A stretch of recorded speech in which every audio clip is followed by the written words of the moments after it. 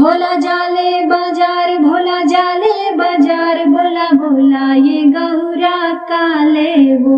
भोला जाले बाजार, भोला जाले बाजार, बोला बोला ये गौरा काले वो। टिकवा ले आई भोला बिंदिया ले आई वो, टिकवा ले आई भोला बिंदिया ले आई वो।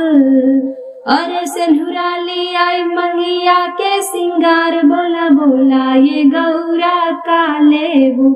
भोला जाले बाजार, भोला जाले बाजार, बोला बोला ये गौरा काले वो।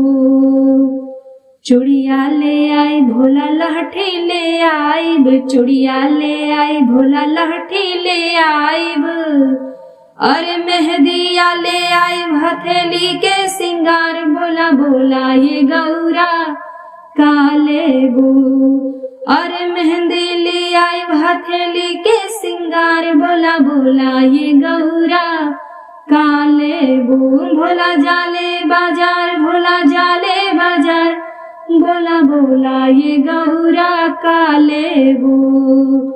चोली ले आई भोला लहंगा ले आई वो, चोली ले आई भोला लहंगा ले आई वो। अरे चूनर ले आई मोरांग के श्रृंगार, बोला बोला ये गौरा काले वो। भोला जाले बाजार, भोला जाले बाजार, बोला बोला ये गौरा काले वो। बाली ले आई भोला नथनी ले आई वो, बाली ले आई भोला नथनी ले आई वो।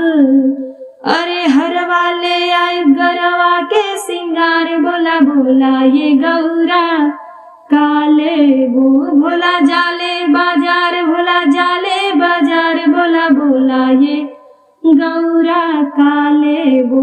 भोला जाले बाजार, भोला जाले बाजार, बोला बोला ये गौरा काले वो।